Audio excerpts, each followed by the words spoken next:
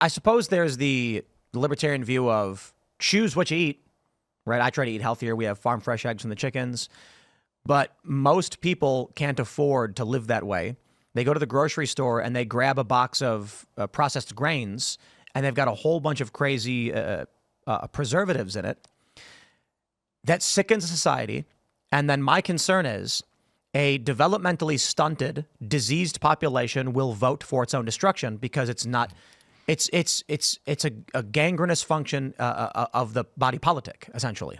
But it will vote because it's stuck on a television that is owned by the people making the poison that they're eating every day. Well, just even outside of that, if you took 100 people and had them build a society, and then one day introduced a food substance that they were all consuming with a rate of 7% genetic degradation per generation, eventually they are dysfunctional, decrepit, unable to reproduce. Sick. Yeah. Sick. There's this.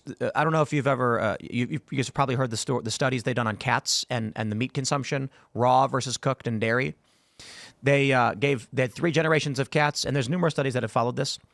They one family of cats were given only raw meats, one was given only cooked meats, and one was given only dairy products. The cooked meat family, within a few generations, started losing their hair, becoming sickly, eventually lost the ability to reproduce. The raw meats flourished and had way too many babies, and the dairy was somewhere in the middle. So you look at something as simple as obligate carnivores like cats, then apply that to the human population where we have poisons in our food that don't immediately kill you, but slowly over time do. Cats losing their hair, coughing, gagging, and not reproducing is obvious, but what happens when the brain is damaged, even a small percentage over a long period of time? These individuals who continually eat these products thinking it's safe are going to get more and more damaged, meaning their ability to self-regulate will be harmed. And then those of us who are actually like, hey guys, let's exercise, eat right, eat healthy, and make America healthy again, are going to be combating people who are otherwise diseased from environmental toxins, voting against the interests of those that are trying to save them. I think that you're pointing out one of the biggest issues we have. Not only are we sick, but we are reaching the point where no one remembers a time when we weren't sick, right? We're about to lose the last generation. I didn't mean to point at you. You may still be too young to have had measles, to have been through the Brady Bunch time, right? Where it was a joke and a laugh track to it. Now we live in it's the end of the world, right?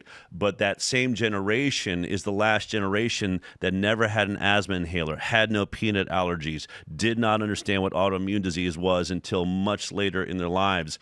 Every kid now that's a part of the voting body looks at what Robert Kennedy Jr. is saying and saying, there were no autistic people my age. Like, that doesn't make sense to them. They're like, well, of course there were. And the pharmaceutical industry has played on that. The biggest argument they've had is autism's always been here. We're just diagnosing it better. I mean, that is literally the final spot that they've landed on, which is the most insane statement, as Robert Kennedy Jr. is saying, then find me anyone my age with autism. But there, at 1 in 34, certainly at 1 in 18 to 20 boys, which is where we're at now, there should be old folks' homes filled with men standing in corners with repetitive motion disorders, everything. It doesn't exist. Yet the pharmaceutical industry is preying on a generation that sees autism all around them, sees it at 1 in 20, preys on a 60% autoimmune and neurological disease crisis. 1 in 4 kids is leaving elementary school on a drug they're going to be on their rest of their lives, and that's normal.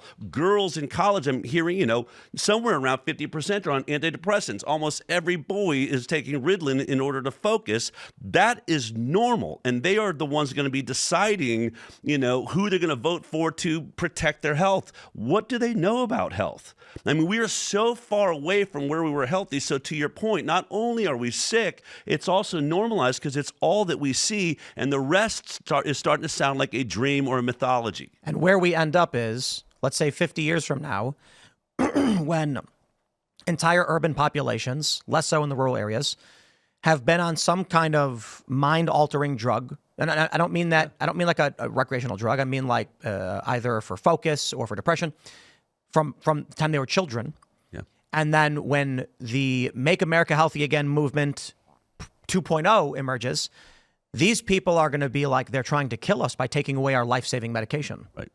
Yeah, I mean, absolutely. You are what I always say is we have a generation now that hasn't had a sober day in their lives. They haven't been sober. They have been on drugs since now we're giving infants antidepressants. I mean, it is so systemic and such a problem. You're right.